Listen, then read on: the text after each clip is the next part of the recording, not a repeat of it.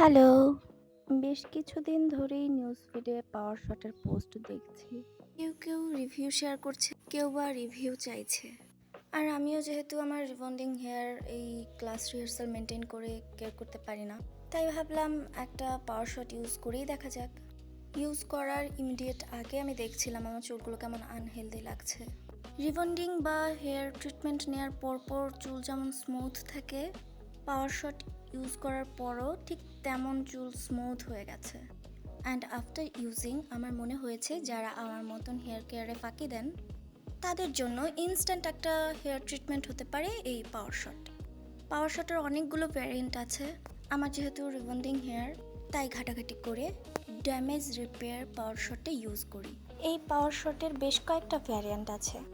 আপনারা আপনাদের চুলের চাহিদা মতন যে কোনো একটা চুজ করে ইউজ করতে পারেন। আই হোপ আপনার চুল এবং মন দুটোই ভালো থাকবে।